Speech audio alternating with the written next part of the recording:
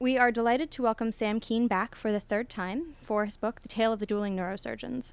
In keeping with The Disappearing Spoon and The Violinist's Thumb, this book is packed with incredible, hair-raising, existential, bizarre, and generally fascinating stories that illuminate the inner workings of our mind. At each level, from the cellular to the abstract, Sam demonstrates the remarkable plasticity and interconnectedness of the brain, and conversely, its sensitivity and specificity. Neurology touches on every aspect of what makes us human, from memory to consciousness to free will, making it the perfect subject for Sam, whose greatest strength is perhaps the ability to portray the strengths and foibles and adaptability of humanity, and to make even the trickiest of concepts both intelligible and entertaining. Please join me in welcoming Sam Kean.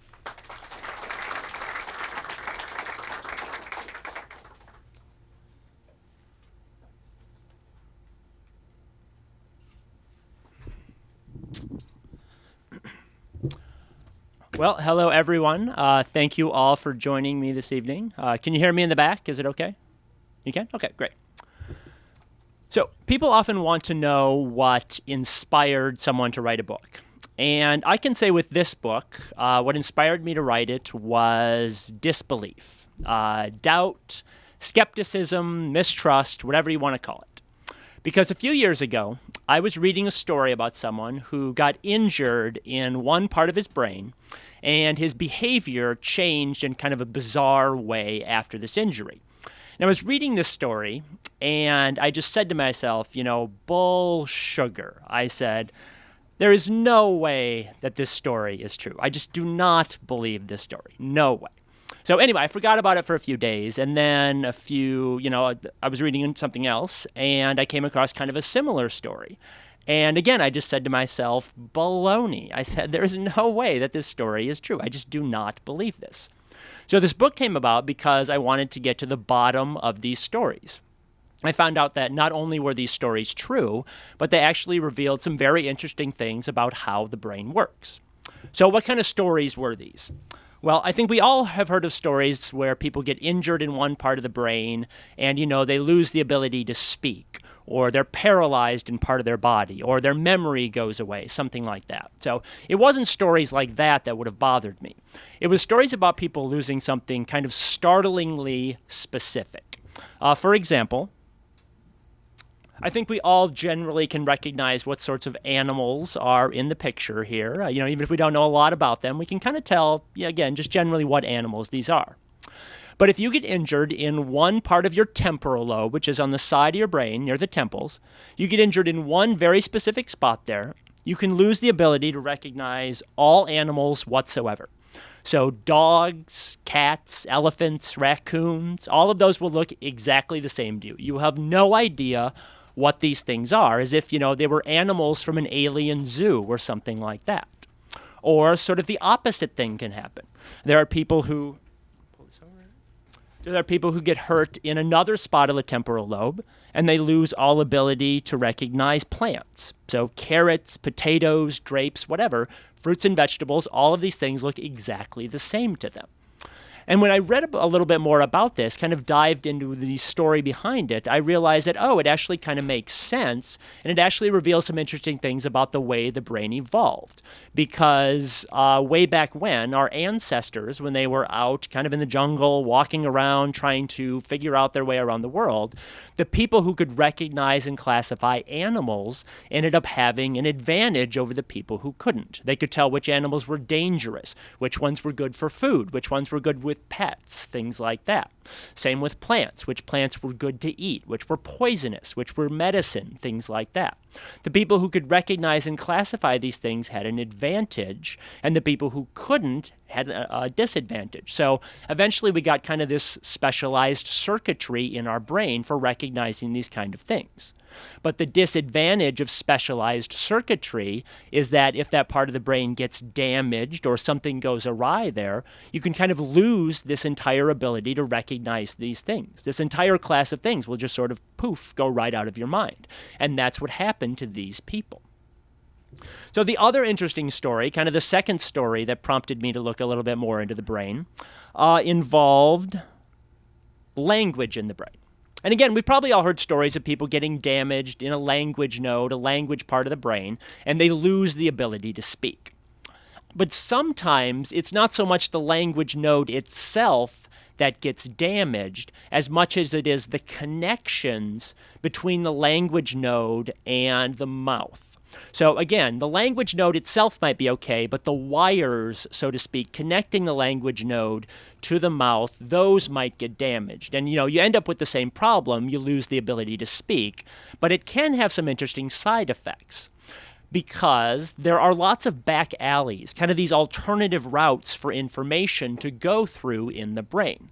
One of those back alleys happens to run from the language parts of your brain to the emotional centers of your brain and then down to your mouth. So again, the direct connection's broken, but there's sort of this back alley that information can take, which means that if you're talking, to this person, they won't be able to respond to you. But if you provoke them, you start to get them angry, start to rile them up, sometimes they can actually still swear at you. So they'll say, "You beepity beep, beep, beep," and then they'll kind of put their hand over their mouth because they didn't know they could do this. It just sort of bubbled up unconsciously from their emotional center. So it surprised them as much as it surprised you. Kind of along these lines, there are cases of people who cannot speak, but there are connections between the language centers, the musical parts of your brain, and the mouth. So these people, even though they can't speak, can still sing just fine. And in fact, Congresswoman Gabrielle Giffords from Arizona, when she was shot in the head a few years ago, she lost the ability to speak, but it turns out she could still sing. She could sing songs like "Girls Just Want to Have Fun." I don't know why the Cyndi Lauper song kind of stuck in her head, but that was one of the songs she could sing, and she eventually retrained her brain, learned how to speak some again by practicing these songs. So I was kind of thinking about some of these anecdotes one day, and again, realizing that, they teach you a lot about how the brain works. And I just sort of thought to myself, boy, I bet you could write a whole history of how the brain works just based on all these really interesting stories of people getting injured in different parts of the brain. And then sort of the cartoon light bulb went off over my head, and I said, boy, I should write a book like that. I think that would be a lot of fun to investigate the brain in this way. So that's really where the inspiration for this book came from these few stories. So until the past few decades, neuroscientists really only had one way to study the brain. They had to wait for disaster to strike people and then see how their minds were changed afterward. Sometimes these were tumors or gunshots, rabies infections, botched lobotomies, whatever. And the fact that people even survived a lot of these injuries was kind of miraculous. But if their bodies survived, their minds didn't, at least not fully. Something was always a little off about them, a little skewed about them. Some people lost all fear of death, or they turned into pathological liars. Parents suddenly couldn't recognize their children anymore. All of these different stories. But each case offered really important clues about what that injured part of the brain did. And really all the major discoveries in the history of neuroscience came about because of these cases. And in fact, stories probably mean more to neuroscience than any other scientific field out there. So I'm happy to share a few of my favorite stories with you tonight. So I thought we would start with something sort of visceral, kind of low level, this kind of bodily thing. I thought we would start with emotions and a little bit how emotions work. So first thing first, we're going to talk about something that would maybe give you an emotion. Big scary tiger jumping out, something like that. So if this happened to you, obviously, again, you would have an emotion. And what would happen in your brain is this. And, don't worry too much about the details here. I'm just going to talk about a few different structures and what they do. But, the detail is not that big of a deal. So when this tiger jumps out in front of you, the information obviously comes in through your senses, through your eyes and your ears, and it goes into the center of your brain, a structure called the thalamus. Thalamus is sort of a relay center. Takes information in, divides it into different streams, and sends that information to different parts of the brain. One of the streams of information goes into a structure called the hippocampus, which is very involved in forming and storing memories. So I'll talk a little bit more about the hippocampus later, but that's one of the places information goes. Some of the other information goes into a part of the brain called the amygdala. And the job of the amygdala is to figure out whether or not you should care about what this thing is in front of you. So the amygdala is going to take a look. It's going to say, okay, it's got big teeth, It's got big muscles. It's growling at me. It's starting to run at me. It's going to say, okay, that's probably something that I should care about at this point. So then it's going to send its information on to another structure called the hypothalamus. The hypothalamus is one of the busiest beavers in the brain because it's really the interface between the brain and the body. So the hypothalamus is going to be the one that makes your body do something. It's going to make you stand your ground and fight, or it's going to make you turn around and probably run away in this case. But it's going to prompt your body, provoke your body to do something. So again, that's basically how information's working in the brain. Just a quick overview. Information comes in through the senses, your brains process it, then it goes to your bodies and something happens. But there are cases where this process can go awry. So this story specifically that I'm thinking of, Iowa, yes, takes place with a woman who was born in Iowa. She was growing up there in the 1960s. And when she was growing up there, she had a typical normal fear response. So there was a time she remembered being in her neighbor's house, and her neighbor's Doberman kind of pinned her into a corner, was barking at her. She felt her heart pounding, her stomach lurched, so typical fear response. There was another time she remembered her older brother kind of luring her into a graveyard at night. And then, the older brother kind of snuck away and hid behind a tombstone and jumped out and frightened her. It's what older brothers do. But, it frightened her. It scared her. She screamed. But again, this was a typical fear response. But about the age of 9 or 10, she came down with a disease that ended up destroying the cells in her amygdala. And she ended up with what her doctors described as 2 black holes inside her brain where the amygdala should be. And since that point, she has basically not felt a lick of fear in her life. And the studies involving her are actually kind of a hoot to read about because they basically involve scientists trying to think up ever more elaborate ways to frighten her. So, for instance, one time they took her to an exotic pet store that had a bunch of snakes and things like that. And on the way over there, this woman, she goes by SM in the literature, but I just call her Sarah. On the way over there, Sarah was saying, I'm really not that into snakes. I don't think I'm going to enjoy this whole experience a whole lot. But nope, as soon as she got out there, she practically jumped out of the car, ran into the store. The clerk had the snake, was holding it. She practically ripped it out of his hand, was petting it, letting it wrap herself around her, just having a lot of fun with this snake. She, in fact, would look at the snakes, and the snake would flick its tongue at her, and she would try to grab the snake's tongue as it was doing that. And, I'm no reptile expert, but I'm pretty sure snakes do not like having their tongues grabbed. They do not respond well to this. But she just kept doing it, kept trying to grab the snake's tongues. Another study involved taking her to a haunted house. It's in this old lunatic asylum, and they kind of paired her with 5 other people as sort of a control group, sent them through this haunted house. There were lots of long, spooky corridors, lots of creaking floorboards, things like that, and the other people were constantly screaming or ducking, closing their eyes, but Sarah didn't care. She was always running ahead to see what was next, sticking her head where it shouldn't have been.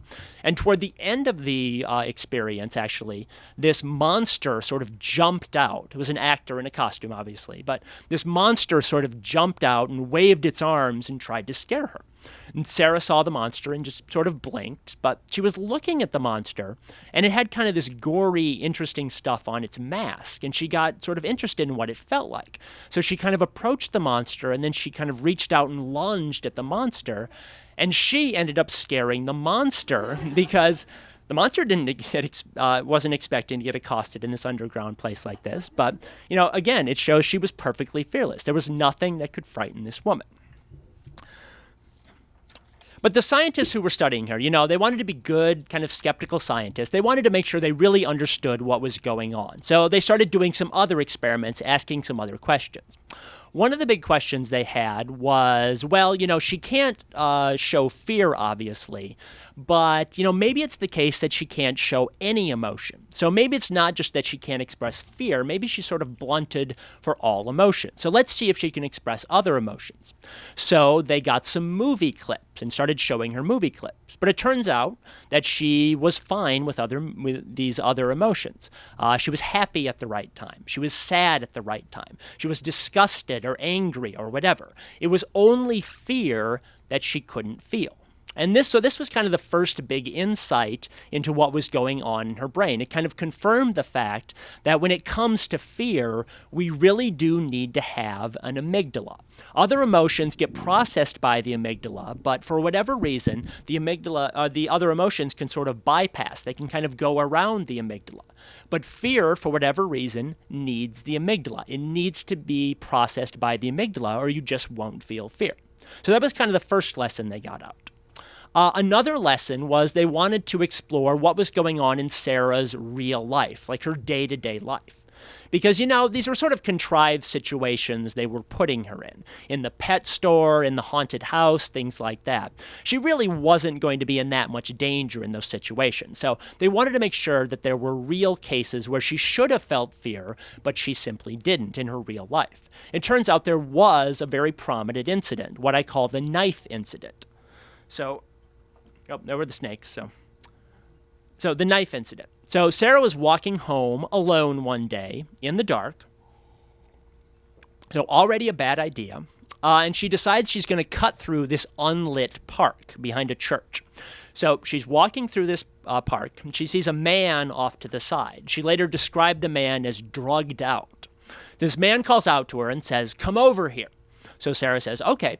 And she walks right over to this man who jumps up. He has a knife. He spins her around. He puts the knife to her throat. So obviously very dangerous situation. So they later asked Sarah, what was going on in your mind at that moment? What were you feeling at that moment?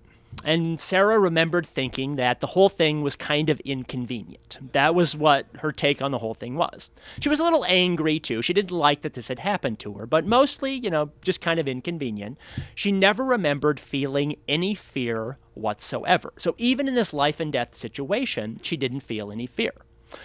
Then, a beat passed, and Sarah said to the man, "God's angels will protect me." And at this moment, the man got a little weirded out, and he pulled the knife back, let Sarah go, but instead of sprinting away, she just sort of dusted herself off, walked away, didn't really let it bother her, just kept going. Next day, went right back to the park as if nothing else had happened. So honestly, this woman was incapable of feeling fear. And from these studies of Sarah, they did learn something interesting about the way fear works inside the brain. And that is that fear really involves two different steps when we're afraid of something. So the first step is you lock your attention onto something, and then you feel the fear. You feel the trembling, the emotion, the ability, or the need to run away, something like that. And that kind of makes sense. If you were out in the wild and a snake came up to you, you were afraid of it, you would want to lock your attention onto that snake. You wouldn't want to just see it and then get distracted by a monkey or a cloud or something like that. You want to make sure you're paying close attention to this thing that's dangerous. Sarah was still experiencing the first of these two steps, because if you remember, when she saw the snake, or she was in the haunted house, or she saw the drugged out man, it's not like she was indifferent to these things. She was interested. She locked her attention onto these things. It's just that Sarah, because of her brain damage, wasn't able to take the second step. Her mind wasn't able to mount an emotional response to get her the heck out of there. And in most of us, in most people, the two steps, the locking your attention and the fear, the emotion, happen so quickly we can't really distinguish them. But in Sarah, because of her brain damage, scientists could kind of tease these two things apart for the first time and really teach us that fear is this two-step process. And I think there's even kind of a bigger and more interesting insight we can get out of this if we look at how Sarah lives her life. You can kind of justly criticize it by saying, Sarah doesn't exhibit a lot of common sense in a lot of these situations. So maybe it's not so much that fear is her problem or lack of fear is her problem, as maybe she just doesn't have a lot of common sense. Like maybe she's just not very bright in some of these situations. But I think that kind of misses the point, which is that in a lot of ways, fear is common sense. Fear is what is kind of giving us common sense in the first place. It's keeping us away from these dangerous situations. Because when you have people like Sarah who can't feel fear, they stumble into these terrible situations all the time. So again, fear is really what is giving you common sense. It's what's making you behave rationally in the first place. And I think that's a really interesting insight because we normally think about emotions as interfering with reason. We think about emotions disrupting our reasoning process. But in Sarah, it was actually the lack of emotion that was making her behave irrationally. So, we call ourselves Homo sapiens, the thinking ape, the wise ape. But really, we're feeling apes too. We have these emotions inside of us. And without both of them, without the rational part and without the emotion both working together, you can't be fully human. You're going to behave in strange ways unless you have both of these systems working together inside your brain. So that's really one of the interesting insights, I think, from cases like this, is that we need both of those parts of our brain or our behavior will be off, sort of awry as a result. So again, that was kind of this emotional, kind of this visceral thing involved with our brain and its interaction with the body. For the next part of the talk, though, I'm going to kind of jump to the highest level of the human mind, talk a little bit about consciousness in the brain. But even though it's kind of the summa of human thought, kind of the highest parts of our brain, consciousness is, again, based in brain circuits. And when these brain circuits get damaged, your consciousness can go awry. I'm going to talk about two different stories and how they're sort of interconnected. So the first story involves this man right here, a man named Clive Wearing. So Clive was a very famous musician involved in the classical music scene in London, late 1970s, early 1980s. Very well known. When they needed to do the BBC broadcast of Charles and Diana's wedding, for instance, Clive was the person they called on to do the score for it. But around 1985, Clive came down with what he thought was a flu. Started feeling run down, kind of sickly, had a fever, things like that. But it just kept lingering. It just kept going on. The doctors were telling him get rest, take fluids, but he just wasn't getting any better. And in fact, he started to feel a little confused at times. One day, for instance, he walked out of his apartment, got lost, got in a taxi cab, couldn't remember his address, and the taxi driver had to drop him off at a police station where his wife had to come get him. So he lingered on for a few days after that, and finally they brought him to the hospital. They realized that he didn't have the flu. He actually had an infection inside his brain.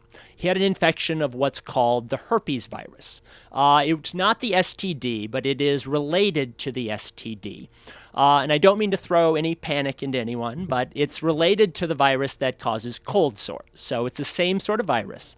And every once in a while, it's rare, but every once in a while, this cold sore virus can go rogue. It can start to migrate up the olfactory nerve, the smell nerve, into your brain.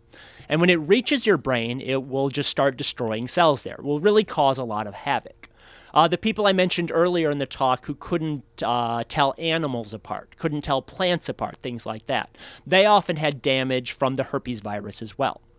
Clive had damage to some other parts of his brain, specifically the hippocampus, which is the part of the brain I mentioned that is really involved with forming and storing memories. He had damage to a lot of part of his brain, but the hippocampus was the part that was really damaged. So Clive woke up as an amnesiac. And people with amnesia aren't like the kind of people you see on television shows or something like that. They don't usually forget their name or things like that. And they can usually retain some information from their previous life. So they might remember, for instance, the rules to a card game that they played as a kid or something like that. So there are spots, little islands of memory that they might retain. But for the most part, Clive's memory was completely wiped out. And in fact, Clive woke up with the worst case of amnesia that neuroscientists have ever seen. They have never seen a worse case. For instance, he would be talking to someone who might have a green shirt on or something like that.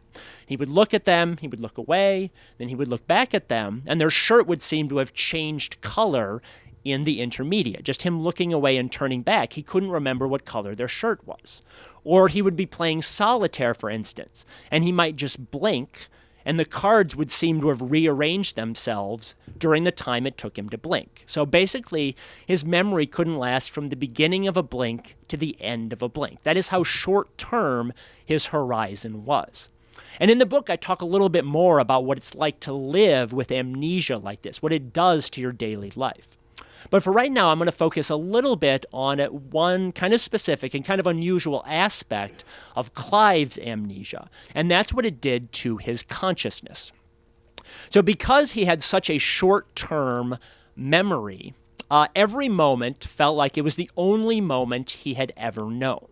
And in fact, Clive interpreted what was going on to him as himself just waking up for the first time at that very moment. That's how he put it, as if he had just woken up or become conscious for the very first time at that moment. So it was sort of like he was waking up from a very deep sleep and had just been sort of given this gift of life, that he was awake, he was alive for the very first time.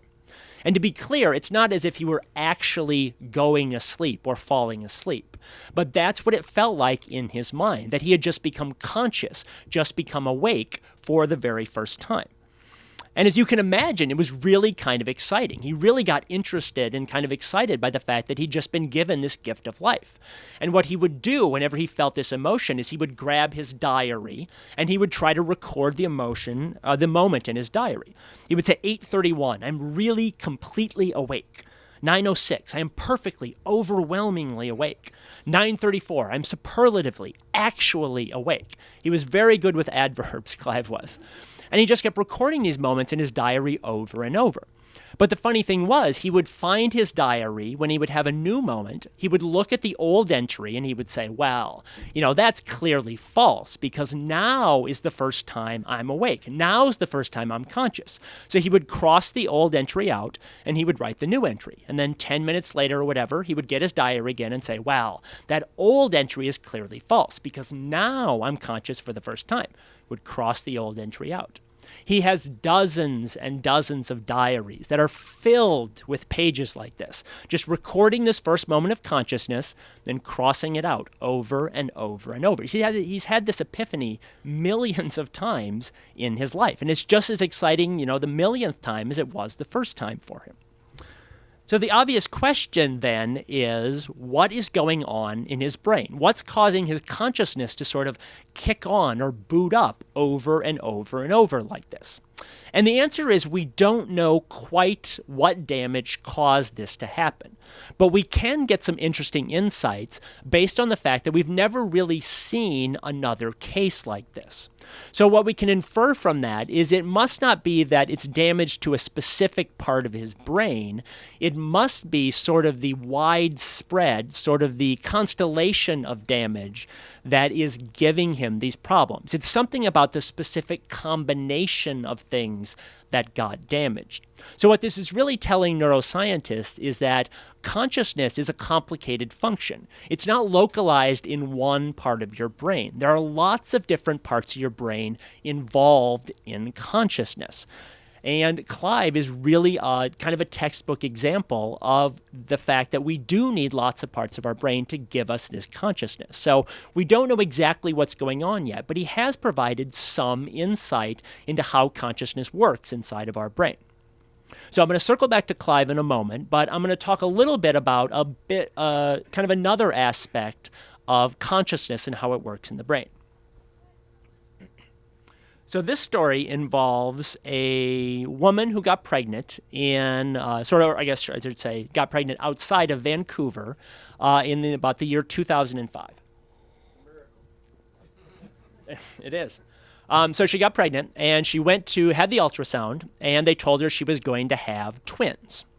But a few weeks later, they found some bad news. They found out that they were actually conjoined twins, what used to be called Siamese twins. But she decided she was going to have them, so she brought them to term. And as you can see in the picture here, they were actually conjoined at their heads. So they kind of had this Siamese brain. And the girls are both still alive today. They're healthy, happy, normal girls, so they turned out okay. But because they have this brain that is connected, scientists are starting to see some very unusual behavior in them. More specifically, the part of their brain that's connected is the part of the brain I mentioned before, the thalamus. The thalamus, again, is involved in relaying sensory information around. Takes the sensory information in, relays it to different parts of the brain. So these girls actually share a thalamus, which means they share sensory information. So what does that mean? Well, if one of the girls takes a sip on a cup of juice, the other girl can taste the juice in her mouth. Or if you give one of the girls a shot, the other one will feel the pain in her arm. You tickle one of them, the other will laugh, things like that. They fall asleep together. They maybe even dream together. Probably, I think the most interesting story is they're kids, they're siblings, they get into fights sometimes. So they were at a fast food restaurant one day. They started pushing each other, kind of getting into this fight. One girl finally got sick of it, reached up, slapped the other girl in the face, and then immediately grabbed her own face in pain because it hurt her. So maybe that's a good lesson for kids to learn at that age. You don't hit people. But really, it was kind of this fascinating moment where you saw the consequences of them sharing sensory information like this. I'll get to questions. All right. So the really obvious question to ask about these girls is, are they two separate people, or are they sort of one person? They share parts of their brain, they're sharing sensory information. How does that work exactly? They're kind of sharing a consciousness in some sense. And I think if you look at the overall evidence, you can see that it's kind of ambiguous. You can't quite draw a line between 1 and 2. But for the most part, I think that they really are two distinct and individual people. For one thing, the girls sometimes just say to people, one of them will just say to a stranger, "I am just me." And the other girl might say it a few minutes later. She'll say, "I am just me." Like they have this sort of need inside them to define themselves as individual people. It's kind of an instinct inside them. They also have unique tastes, distinct tastes. For instance, one of the girls likes ketchup. She loves ketchup on her hot dogs or fries or whatever. Unfortunately, her sister doesn't like ketchup, so she's constantly kind of scraping it off her tongue whenever her sister eats it. But again, it shows that they do have unique and individual tastes. They're not the same exact person. Even that incident where the one girl kind of reached up and slapped the other one and then grabbed her own face, that kind of Three Stooges moment, even that I think does provide some insight because you don't normally hurt yourself. When you get angry, you want to hit another person. That's sort of your instinct. So I think you can see that it was this girl's instinct to hit another person. She was defining her sister as a separate individual, a separate, unique person. And I think that's really interesting because it shows that you can share sensory information. You can share a consciousness even on some level, and you can still retain a personal identity. I think that's a really profound and interesting idea. You see the same sort of thing when you talk about Clive. Because even though his consciousness was on the blink from moment to moment, even though his memory basically got wiped out, there were things about him, about his old life, that he still retained. For instance, one of the things Clive retained was the ability to play music. The ability to sight read music is a motor memory. It's a muscle memory.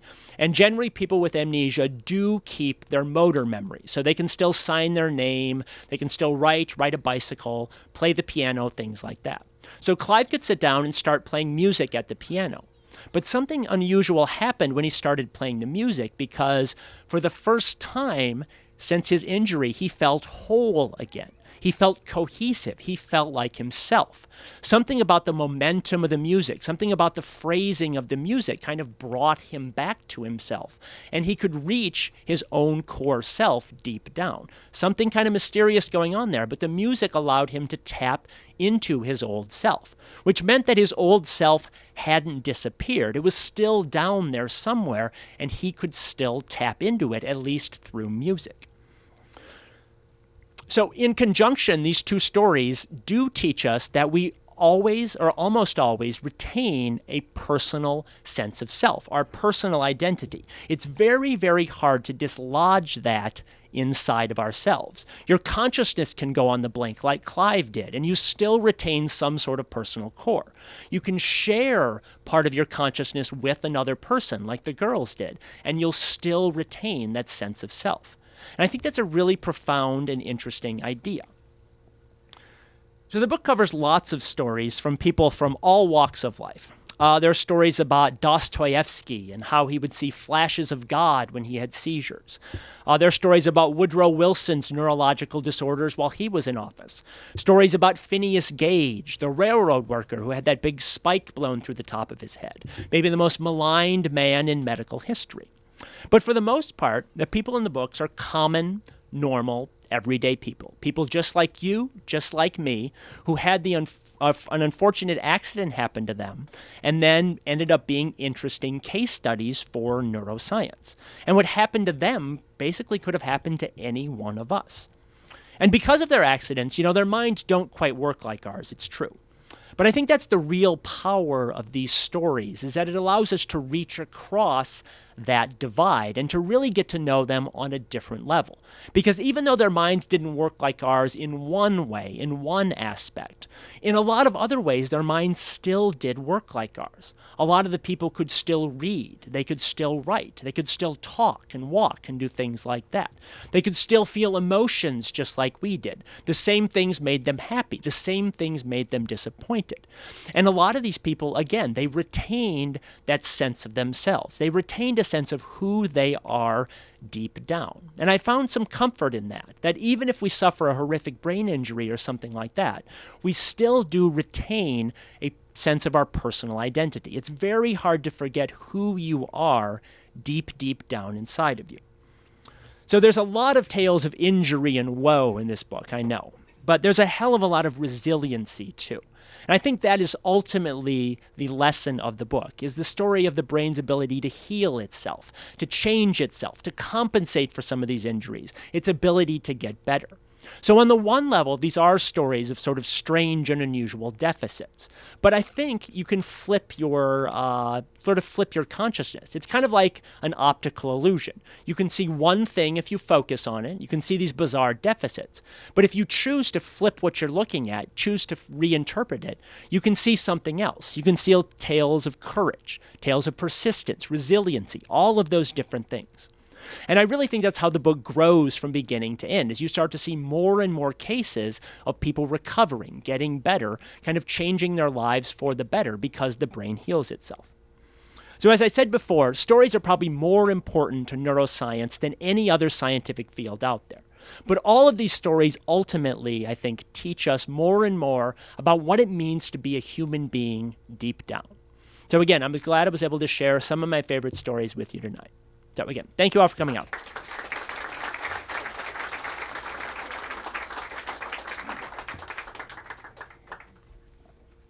And I'm happy to take questions. All right. All right. My question is about the title of the book. Uh-huh. So where does that come from? Dueling Neurosurgeons. So the title of the book comes from one of the early chapters. It's a story about two neurosurgeons in Europe in the 1500s, one named Ambrose Paré, one named Andreas Vesalius. And they were involved in one of the most important medical cases in history. It involved this kind of macho king of France named Henry II. He liked to go on hunting expeditions, jousting, things like that. And he was in a jousting match one day when he got clobbered in the face by a lance. He ended up suffering what we would now recognize as a massive concussion. But concussion actually was sort of a controversial diagnosis at the time. Not a lot of people believed in it. And the reason why they didn't think anything was wrong with Henry was that the outside of his skull looked fine. There were no obvious cracks in it. There was no big gory wound or anything like that. they sort of reasoned like we would with an egg, where if the shell of the egg isn't cracked, we figure, well, the yolk inside must be fine. That's how they reasoned about the brain. But these two neurosurgeons, they sort of banded together to try to help the king, and they realized that no, he was actually in very grave danger. He suffered this concussion. So I chose it as a title story for a few reasons. One, we usually don't think about neurosurgery going on in the 1500s, but they were in fact doing these sort of procedures even as far back as that.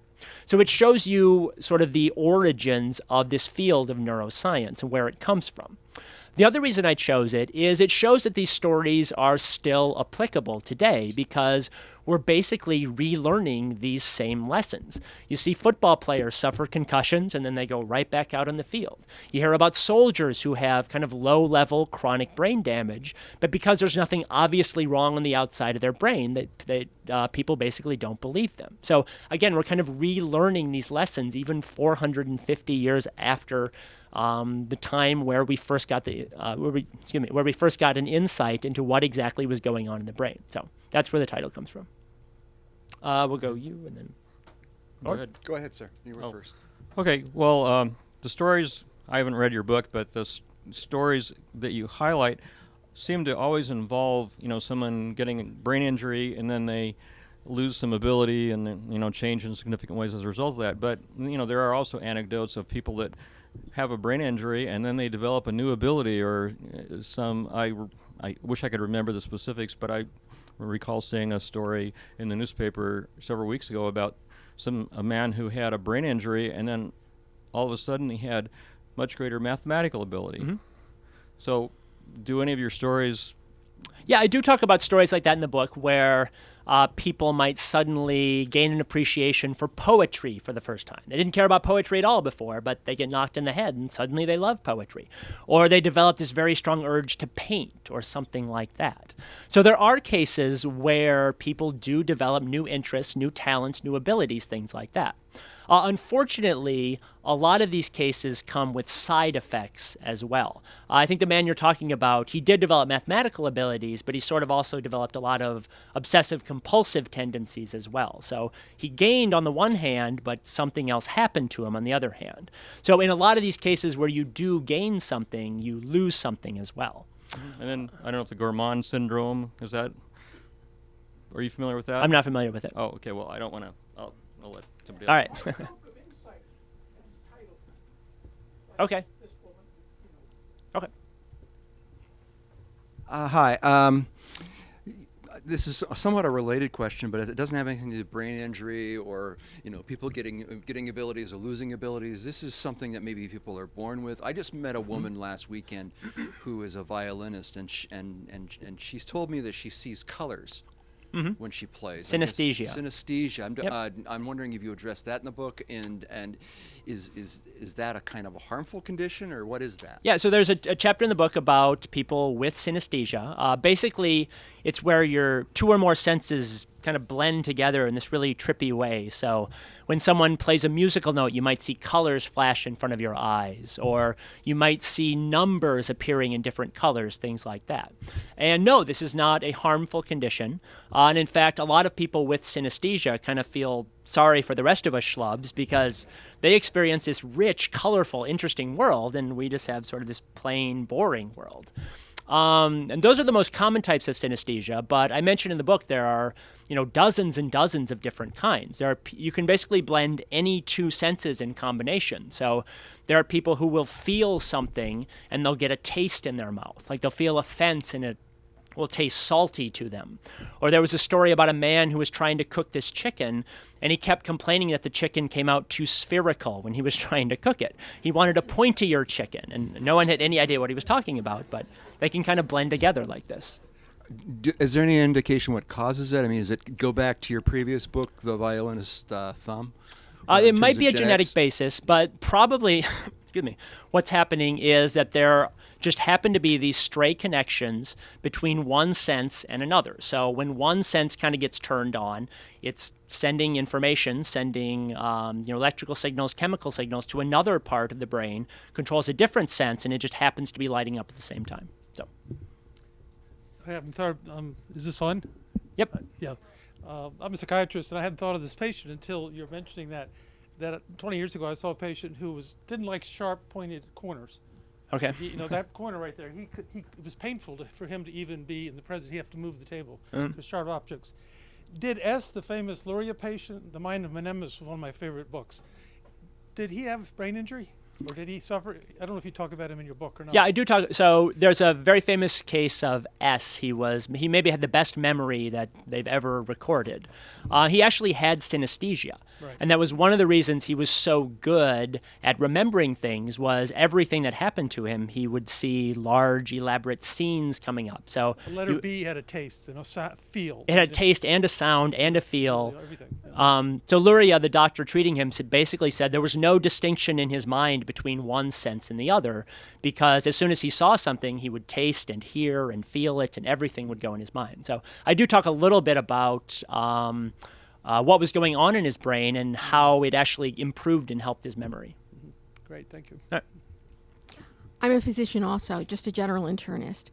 And I've read, when I was in medical school, we heard about stories like that, the guy with the spike and all that. But certainly since the early 1990s, we have MRI, and we can see when someone has a stroke exactly where the damage is.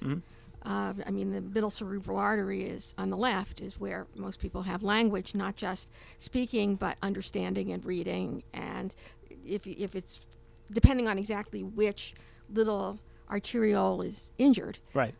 You can either speak but not understand, or not be all of that. So has the invention of first CT, but especially MRI, and now there are PET scans and other very specialized scans, that must have changed things, and let scientists or doctors map things better. Oh, yeah, it's definitely changed things. It's been an amazing tool to be able to look inside the brain and see what's going on in real time, or, not even necessarily in the case of injuries, just normal everyday thought process, Right. see what's going on in people's brains. So they're an amazing tool, and they really have expanded what we're able to do. I don't think they're going to necessarily replace or make obsolete these kind of injury stories. I still think they do have a lot to teach us, both historically and now, about what's going on in the brain. So bringing those things online has been an amazing tool, and they're adding to what we know about the brain, definitely. Thank you.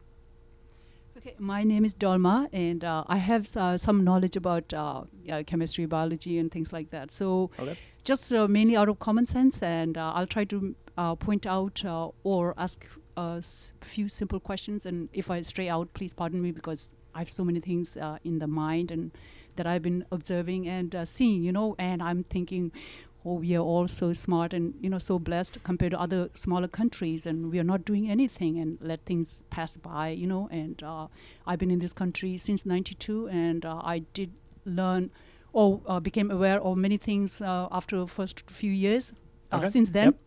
Yep. So just the most simplest one, I know you're talking about neuro and all that, which is beyond my understanding, but in terms of like facial, I was calling everybody as to government agencies and, authorities, but nobody seemed to really care, and I only have the phone to talk to them. So I did mention about people while they're sleeping, like I cannot tell at all, but the next day when you get up, you can see the whole, there's like whole skin gone.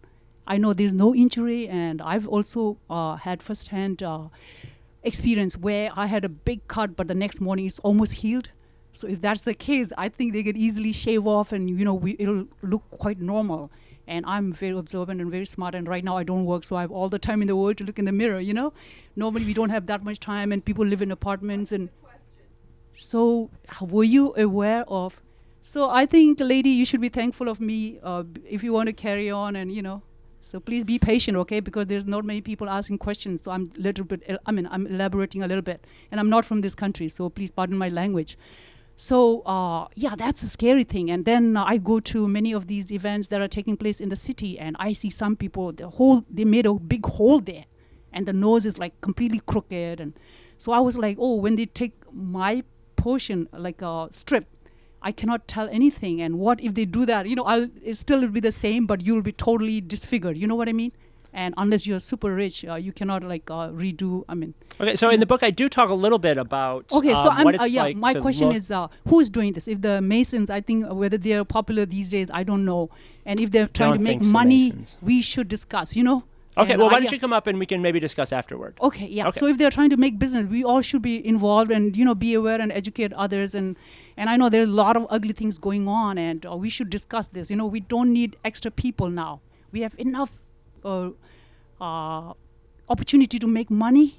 Because now it's like all globalized. Okay. So you guys should push. Not just sit and write. It's so. I feel like puking. Okay, because why don't we take we just need to his do question. something more. Okay. You know what I mean? Okay. Good. Thank you. Thank you. My name is Mike Golding. I'm an 82-year-old retired cardiovascular surgeon. Mhm. I was in pretty good health until 3 years ago when I fell. I had blood every place you bleed in the brain. Mm-hmm. Subdural, intracranial, subarachnoid, and with a huge hematoma. Well, 3 years later, I need a cane because I don't have any sense of balance. I still do the puzzle, New York Times puzzle in ink. Mm-hmm. Never lost consciousness. And the neurologist who took care of me knew there was a problem because it didn't show up. I fell September 1st, and the MRI and CTs weren't positive until October 21st. Mm. And then it was a big hematoma. He kept following me. At one point I said, are you trying to treat this with radiation? How many times did we take it negative studies? And he said, no, you're not right. I still was just the same, probably just the same obnoxious person I've always been. And he continued to do this, and he said the only thing different was my emotions changed. Cardiovascular surgery is not a place for excitable people. And I was always very calm and very unemotional. After this, and I never lost my temper. I operate maybe 1,200 times a year and never lose my temper. Mm-hmm. And he said, there's something about you, your personality has changed. Lo and behold, it did. I don't know if it's coming back or not, but it was, first, I think the disappearing spoon got me interested in coming here tonight. Okay, thank you.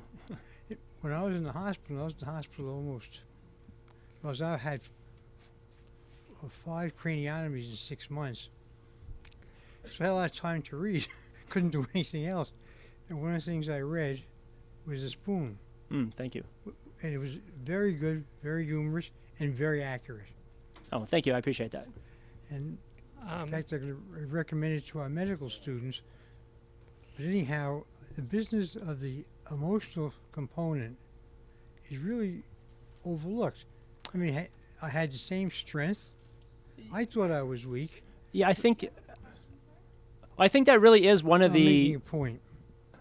I do think that is one having of. been through it, I think I know a little bit more about it than reading about it. So maybe that could be more benefit than reading.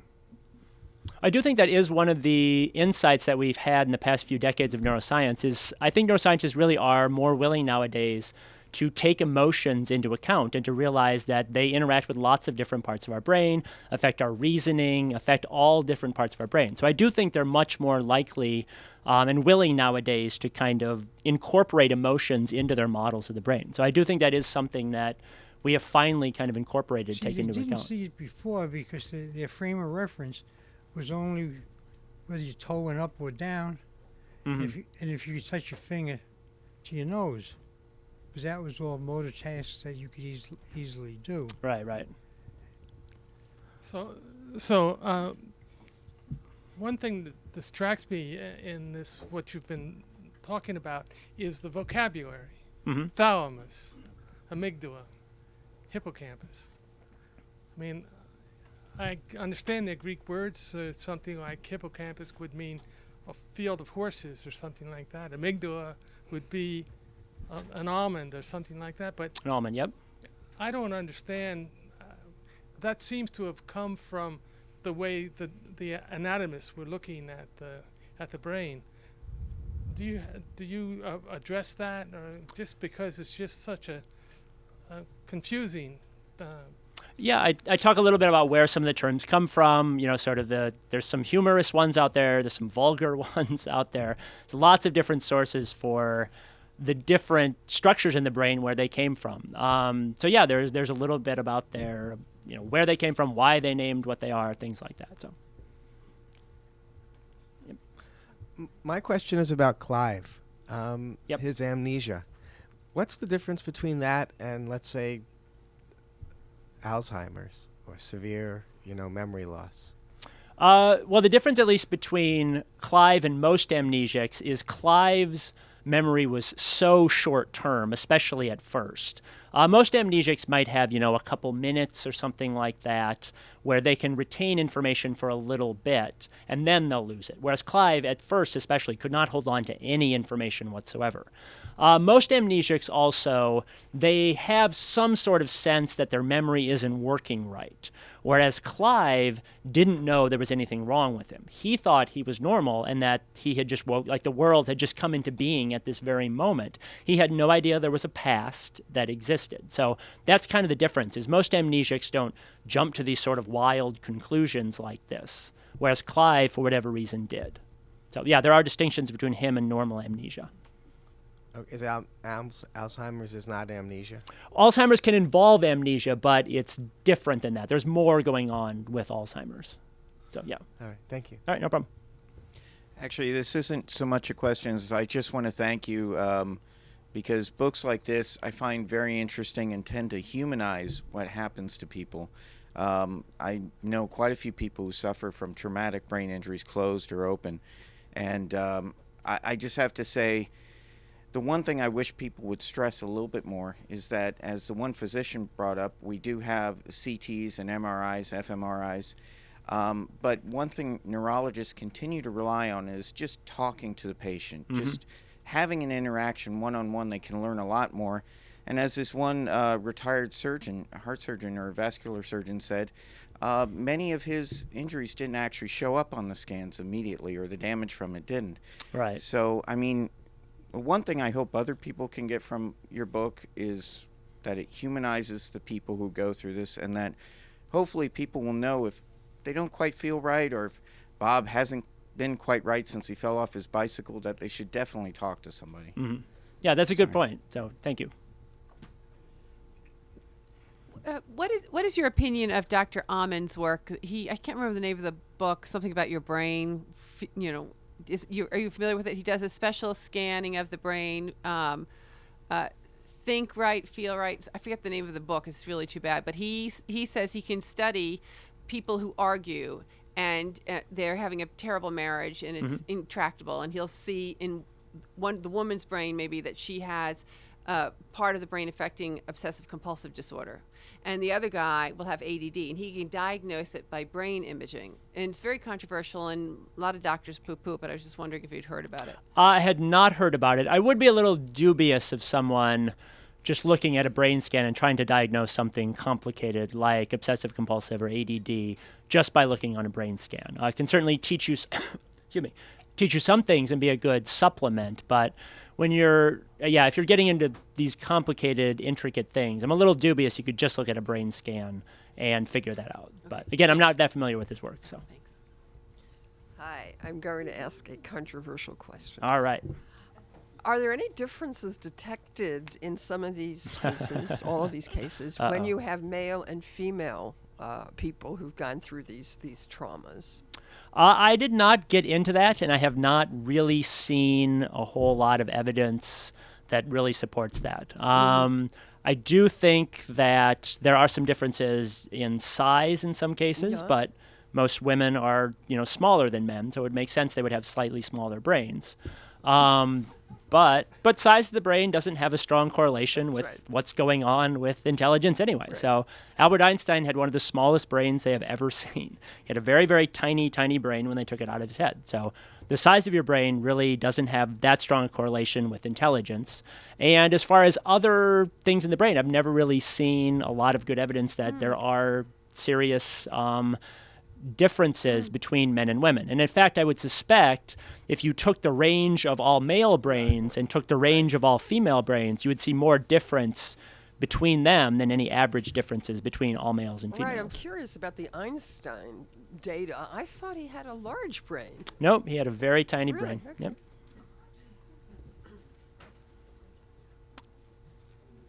We can probably do one more question. So. Okay, so my question is really, what are your questions now? It sounds like you've been looking at this a lot, and I'm just kind of curious to know where this is now taking you in terms of your own questions. Well, one thing I did ask at the beginning of the book was, I'm very interested in the idea of where the brain stops and the mind starts. Or maybe that's not even a question we can ask. Maybe we'll find out that the question doesn't make sense on some level.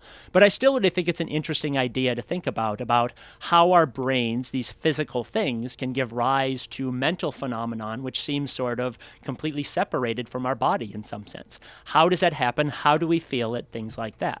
And it's not like the answer is right around the corner, but we are starting to get some insights into how we can connect things in the brain to things like consciousness or free will, these kind of big questions. So I'm hopeful that these long-standing philosophical ideas, we can at least, if not solve them, get some more insights into them by continuing to study cases like this inside the brain.